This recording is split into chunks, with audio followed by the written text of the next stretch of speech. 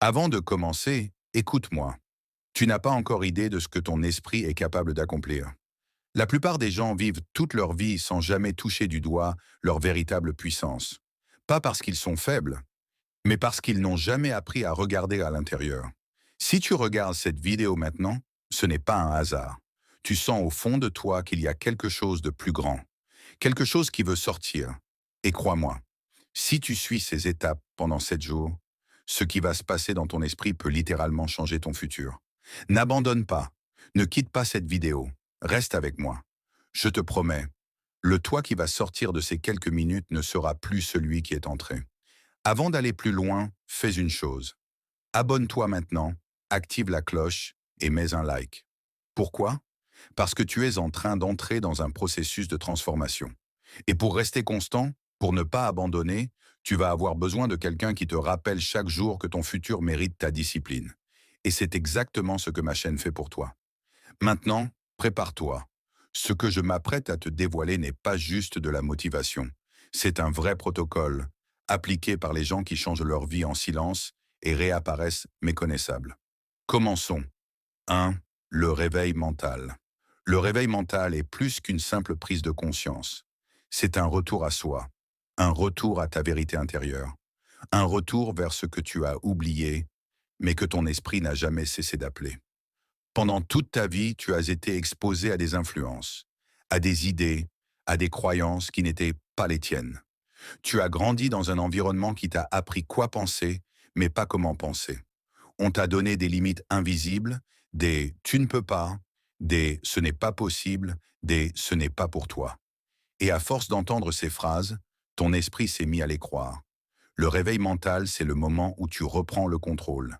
Pas sur le monde extérieur, mais sur ton monde intérieur. Quand tu t'assois en silence, quand tu fermes les yeux, quand tu observes ton esprit, tu réalises une chose. La majorité des pensées que tu as chaque jour ne sont pas les tiennes.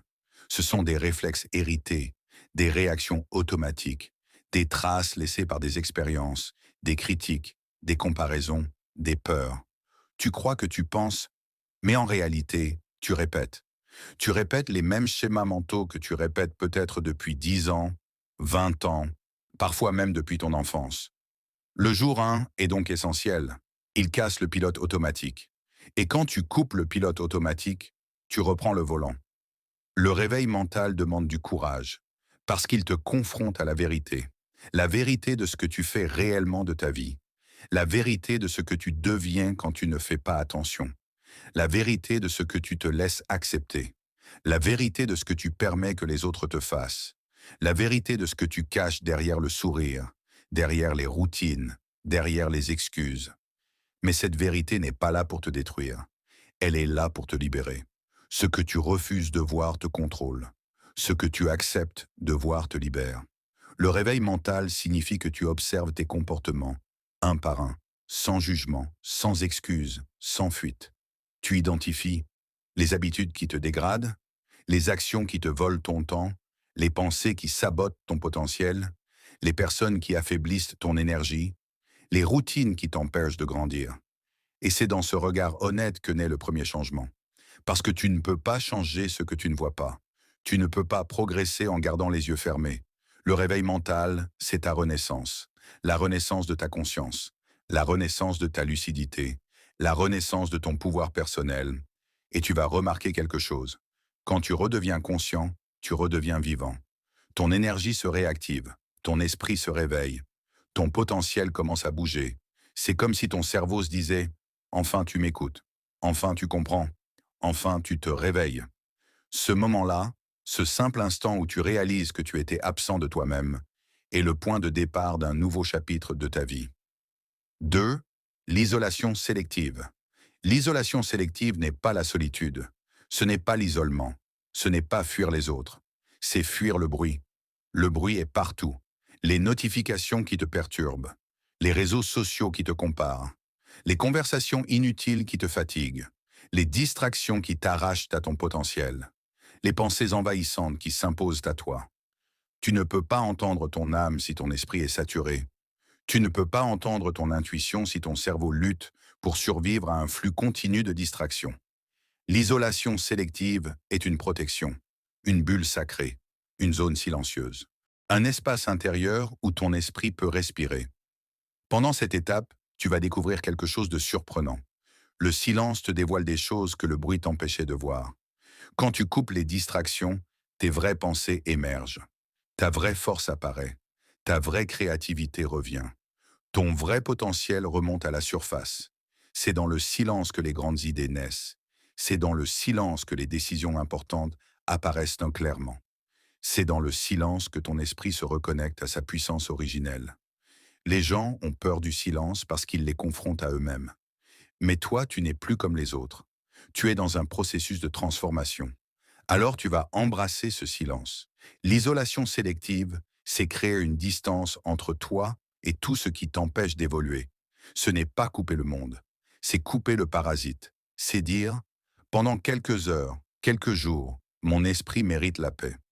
Mon potentiel mérite mon attention. Je refuse le bruit. Je choisis la clarté. Et lorsque la clarté arrive, tout change. Tu te sens plus léger, plus calme, plus puissant, plus connecté à ce que tu veux vraiment accomplir.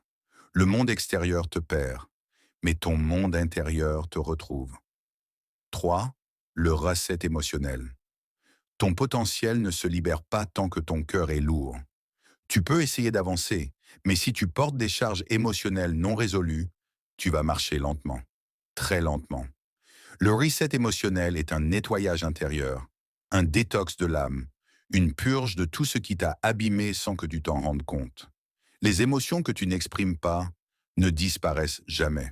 Elles s'accumulent, elles s'entassent, elles se transforment en fatigue mentale, en tristesse, en anxiété, en sabotage. Tu as peut-être été blessé, tu as peut-être été trahi, tu as peut-être été rejeté, tu as peut-être été sous-estimé. Tu as peut-être été humilié, et tu as avancé, tu as continué à vivre. Mais tu n'as jamais nettoyé ces blessures. Le reset émotionnel, c'est écrire. Pas pour se plaindre, pour libérer. Écrire pour exprimer ce que tu n'as jamais dit. Écrire pour nommer les douleurs que tu as toujours cachées. Écrire pour identifier ce que tu ressens réellement. Tu ne peux pas guérir ce que tu refuses de reconnaître. L'écriture brise le blocage. Et quand tu écris, ton cerveau relâche la pression émotionnelle. Il arrête de retenir ce qui t'alourdissait. Il te permet d'avancer. Plus léger, plus conscient, plus libre. C'est le début d'une guérison intérieure qui va te redonner ton énergie, ton courage, ton estime, ta clarté. 4. La microdiscipline. La microdiscipline est l'arme secrète de ceux qui changent réellement leur vie. Ce n'est pas la force qui change une vie. Ce n'est pas la motivation. Ce n'est pas l'inspiration. C'est la constance. Pas une constance immense, une constance simple, modeste, micro. La microdiscipline, ce sont des petites actions, répétées chaque jour, qui finissent par construire une identité nouvelle. 5 minutes de respiration, 10 minutes de lecture, 10 minutes d'un travail intentionnel, 5 minutes de visualisation. Les petites habitudes transforment ta manière de voir, de penser, de décider, d'agir. Tu deviens une personne disciplinée, non pas en faisant de grandes choses une fois, mais en faisant de petites choses 1000 fois. Et quand ces actions deviennent automatiques, ton identité change. Tu ne fais plus la discipline, tu es la discipline. C'est ce changement identitaire qui libère ton potentiel le plus profond. 5. Libère ton identité supérieure. Deviens la version de toi que le monde n'a pas encore vue. Tu peux suivre des conseils, appliquer des routines, organiser ta vie, mais tant que ton identité n'a pas changé, rien ne change vraiment. La 5e étape est celle qui sépare les gens ordinaires des gens qui changent leur destin. Deviens celui que tu dois devenir, pas celui que tu as été. La plupart des gens vivent enfermés dans un costume cousu par leur passé. Un souvenir négatif, une phrase blessante, un échec, un abandon, et ils construisent dessus une identité limitée. Je ne suis pas assez. Je n'ai pas la force. Je n'ai pas la chance. Je ne suis pas comme les autres. Mais écoute bien, on ne vit pas selon ce qu'on veut. On vit selon qui on croit être. Si tu veux débloquer ton potentiel caché, tu dois créer une identité plus grande que tes limites, plus grande que tes peurs, plus grande que ton passé. Demande-toi maintenant, qui dois-je devenir pour atteindre ce que je veux vraiment? Tu veux le succès? Deviens quelqu'un qui agit même quand il n'a pas envie. Tu veux la discipline? Deviens quelqu'un qui se respecte tellement que l'indiscipline ne fait plus partie de son vocabulaire. Tu veux la paix? Deviens quelqu'un qui se donne la permission de lâcher ce qui ne lui appartient plus. Un espace intérieur où ton esprit peut respirer. Pendant cette étape, tu vas découvrir quelque chose de surprenant. Le silence te dévoile des choses que le bruit t'empêchait de voir. Quand tu coupes les distractions, tes vraies pensées émergent. Ta vraie force apparaît. Ta vraie créativité revient. Ton vrai potentiel remonte à la surface. C'est dans le silence que les grandes idées naissent. C'est dans le silence que les décisions importantes apparaissent clairement. C'est dans le silence que ton esprit se reconnecte à sa puissance originelle. Les gens ont peur du silence parce qu'ils les confrontent à eux-mêmes. Mais toi, tu n'es plus comme les autres. Tu es dans un processus de transformation. Alors tu vas embrasser ce silence. L'isolation sélective, c'est créer une distance entre toi et tout ce qui t'empêche d'évoluer. Ce n'est pas couper le monde, c'est couper le parasite. C'est dire, pendant quelques heures, quelques jours, mon esprit mérite la paix. Mon potentiel mérite mon attention. Je refuse le bruit. Je choisis la clarté. Et lorsque la clarté arrive, tout change. Tu te sens plus léger, plus calme, plus puissant, plus connecté à ce que tu veux vraiment accomplir. Le monde extérieur te perd, mais ton monde intérieur te retrouve. 3. Le reset émotionnel. Ton potentiel ne se libère pas tant que ton cœur est lourd. Tu peux essayer d'avancer, mais si tu portes des charges émotionnelles non résolues, tu vas marcher lentement, très lentement. Le reset émotionnel est un nettoyage intérieur, un détox de l'âme, une purge de tout ce qui t'a abîmé sans que tu t'en rendes compte. Les émotions que tu n'exprimes pas ne disparaissent jamais. Elles s'accumulent, elles s'entassent, elles se transforment en fatigue mentale, en tristesse, en anxiété, en sabotage. Tu as peut-être été blessé, tu as peut-être été trahi, tu as peut-être été rejeté, tu as peut-être été sous-estimé. Tu as peut-être été humilié, et tu as avancé, tu as continué à vivre. Mais tu n'as jamais nettoyé ces blessures. Le reset émotionnel, c'est écrire. Pas pour se plaindre, pour libérer. Écrire pour exprimer ce que tu n'as jamais dit. Écrire pour nommer les douleurs que tu as toujours cachées. Écrire pour identifier ce que tu ressens réellement. Tu ne peux pas guérir ce que tu refuses de reconnaître. L'écriture brise le blocage. Et quand tu écris, ton cerveau relâche la pression émotionnelle. Il arrête de retenir ce qui t'alourdissait. Il te permet d'avancer. Plus léger, plus conscient, plus libre. C'est le début d'une guérison intérieure qui va te redonner ton énergie, ton courage, ton estime, ta clarté. 4. La microdiscipline. La microdiscipline est l'arme secrète de ceux qui changent réellement leur vie. Ce n'est pas la force qui change une vie. Ce n'est pas la motivation. Ce n'est pas l'inspiration. C'est la constance. Pas une constance immense, une constance simple, modeste, micro. La microdiscipline, ce sont des petites actions répétées chaque jour qui finissent par construire une identité nouvelle. 5 minutes de respiration, 10 minutes de lecture, 10 minutes d'un travail intentionnel, 5 minutes de visualisation. Les petites habitudes transforment ta manière de voir, de penser, de décider, d'agir.